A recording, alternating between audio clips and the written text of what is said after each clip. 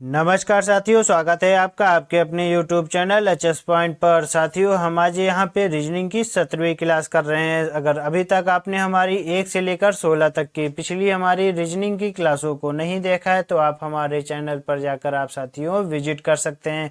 साथियों, आप भी हमारे साथ इन प्रश्नों को जरूर सॉल्व करिएगा और वीडियो के अंत तक बने रहिएगा। चलिए शुरू करते हैं हम अपना पहला प्रश्न।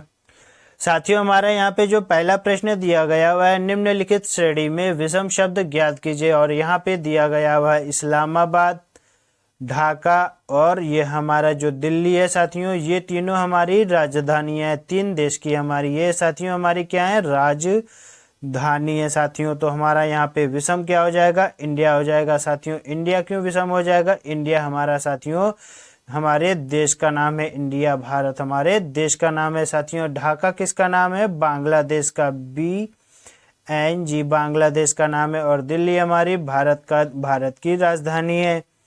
दिल्ली हमारी भारत की राजधानी है और इस्लामाबाद कहाँ की है, पाकिस्तान की राजधानी है। तो साथियों, हमारा ऑप्शन नंबर बी हमारा यहाँ पे राइट आंसर हो जाएगा। साथियों, हमारा यहाँ पे अगला प्रश्न दिया गया हुआ है, निम्नलिखित श्रेणी में लुप्त संख्या ज्ञात कीजिए।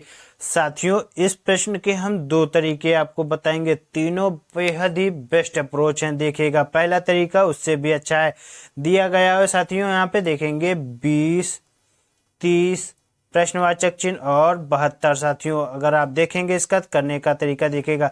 साथियों, अगर हम इसको यहाँ पे इसके फैक्टर करेंगे तो क्या बनते हैं, 4 गुणे 5 बनते हैं। और यहाँ पे अगर आप 30 का हमारा फैक्टर करेंगे तो क्या बनता है, 5 गुणे 6 बनता है। तो साथियों, अगर आप इस 72 का करेंगे तो हमारा इसके क्या फैक्टर बनते हैं, अगर आप देखेंगे 8 गुणे 9 बनते हैं। तो साथियों, यहाँ पे जो हमारा प्रश्नवाचक चिन्ह आएगा इसका क्या फैक्टर बना सकते हैं, ये देखिएगा, बहुत यही हम आपको तरीका बताएंगे। देखिएगा, अगर हम यहाँ पे ये 8 ले लें तो इसके पहले हमारा साथियों क्या आ जाएगा, 7 आ जाएगा। देखिएगा, यहाँ पे हम अगर 8 ले लें, देखिएगा साथियों, हम करेंगे यहाँ पे 7 और 7 गुणे 8 करेंगे तो हमारा यहाँ पे कितना आ जाएगा, हमारा आ जाएगा यहाँ पर 56। साथियों, तो हम यहाँ पे कितना लिखेंगे, 56 लिखेंगे। यानी कि हमारा कौन सा ऑप्शन सही है, ऑप्शन नंबर ए हमारा राइट आंसर हो जाएगा, 56। साथियों, हमारा मेथड 2 कौन सा है, ये देखिएगा, ये भी बहुत ही अच्छा है। अगर साथियों हम यहाँ पे 4 का स्क्वायर करें, देखिएगा 4 का स्क्वायर करें और प्लस का 4 करें, 4 का स्क्वायर होता है हमारा 16 और 16 में अगर हम साथियों यहाँ पे 4 जोड़ दे तो हमारा कितना हो जाता है, 16 4 20 हो जाता है। देखिएगा, फिर यहाँ पे दिया हुआ है 30, तो हम यहाँ पे क्या करेंगे, 5 का स्क्वायर करेंगे तो हमारा कितना होता है, 25 होता है। और इसी में हम कितना जोड़ेंगे, 5 जोड़ेंगे तो हमारा कितना होता है साथियों, हमारा हो जाएगा हमारा यहाँ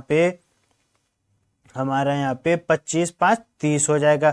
अब हमारा साथियों यहाँ पे आगे अगर आप करेंगे तो इसका देखिएगा, हम यहाँ पे ऐसा क्या कर सकते हैं, यहाँ हमारा 72 आ जाए तो हम वही करेंगे जो हमने हर सवालों में किया है। तो यहाँ पे हम करेंगे 8 का स्क्वायर प्लस 8, तो हमारा कितना होता है, 8 8 64 होता है। 64 8 हमारा कितना होता है, 72 होता है। साथियों, 64 8 72 होता है। यानी कि साथियों, इससे पहले 8 के पहले हमारा कितना आ जाएगा साथियों, 7 आ जाएगा। तो देखिएगा, 7 का स्क्वायर करेंगे तो हमारा कितना होता है, 49 होता है। और 49 में हम कितना जोड़े साथियों, 49 में हम जोड़ेंगे साथियों 7, तो हमारा कितना होता है, 56। यानी कि हमारा ऑप्शन नंबर ए इस तरीके से भी हमारा राइट आंसर हो जाता है। देखते हैं साथियों अगला प्रश्न।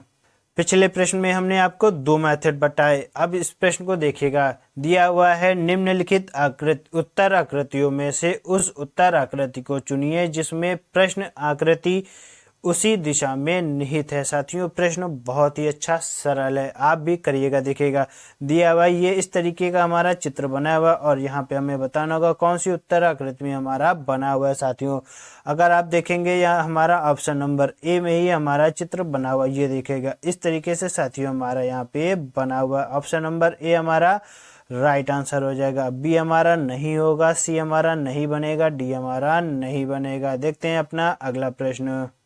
साथियों, हमारा यहाँ पे अगला प्रश्न दिया गया हुआ है, ए बी की बहन है, सी बी की माता है, डी सी का पिता है, ई डी की माता है। तो ए से डी का क्या संबंध है साथियों। ये प्रश्न हमारा ब्लड रिलेशन का है, रक्त संबंध का है, यानी कि रीजनिंग का most important, very very important कहा जाए तो उसमें ये चैप्टर आता है हमारा। तो यानी कि ये चैप्टर बहुत इंपॉर्टेंट है, तो इस प्रश्न को अच्छे से देखेगा। दिया गया हुआ है ए बी की बहन है, तो साथियों देखिएगा हम यहाँ पे ए किसकी बहन है, बी की बहन है। तो साथियों इस तरीके से हम इसको बनाएंगे और ए हमारा माइनस का हो जाएगा, ए बी की बहन है।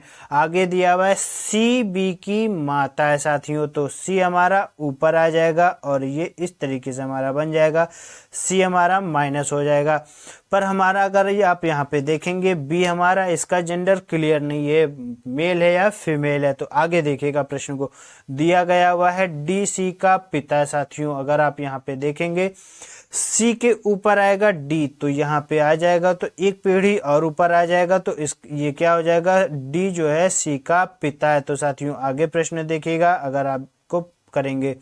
फिर दिया हुआ है ई डी की माता है साथियों। अगर आप देखेंगे ई क्या है, डी की माता है साथियों। तो ई जो है डी के ऊपर जाएगा, एक पीढ़ी हमारा और ऊपर आ जाएगा, तो यहाँ पे हमारा ई आ जाएगा साथियों। तो अब क्या दिया हुआ है ये देखिएगा, प्रश्न पूछ रहा है तो ए से डी का क्या संबंध है, यानी कि हमें ए से डी का क्या संबंध है हमें ये बताना होगा। बहुत ही अच्छा प्रश्न है, साधारण प्रश्न है। देखिएगा साथियों अगर ए को आप देखेंगी तो डी की सी की क्या लगती है, पहले यहाँ पे इसका संबंध निकालिए। ए जो है सी की क्या लगती है, पुत्री लगती है। क्यों, ये भी फीमेल है और ये भी फीमेल है और ये हमारी है इसकी माता है, तो क्या हो जाएगी, इसी की माता हो जाएगी। देखिएगा साथियों आगे दिया हुआ अगर ये माता है तो ये इसके ऊपर इनकी ये क्या थी, तो डी पिता थे, तो ये हमारा प्लस था, तो ये हमारे क्या हो जाएंगे, एक तरीके से आपको देखेंगे ये हमारे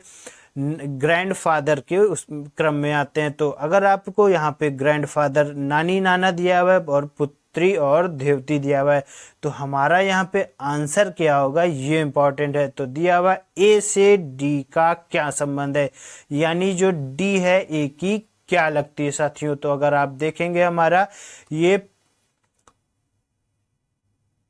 पुत्री से जो छोटी होती है उसको क्या कहते हैं साथियों, अगर आपको पता होगा क्या कहते हैं, देवती। तो हमारा राइट आंसर हमारा यहाँ पे ऑप्शन नंबर डी हमारा राइट आंसर हो जाएगा।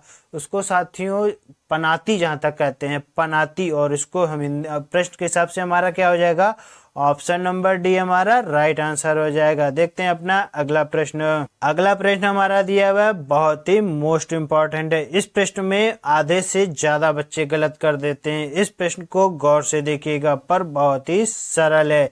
हम इससे बढ़िया तरीका आपको बताएंगे। देखिएगा दिया हुआ है, कथन औद्योगिक विकास में असंतुलन के शिकार अधिकांश आर्थिक रूप से कमजोर पढ़े लिखे और अनपढ़ लोग होते हैं साथियों। कथन दिया हुआ है, औद्योगिक विकास में असंतुलन के शिकार अधिकांश आर्थिक रूप से कमजोर पढ़े लिखे और अनपढ़ लोग होते हैं। और पूर्व धारणाएं क्या दी गई है, पहली पूर्व धारणा देखिएगा,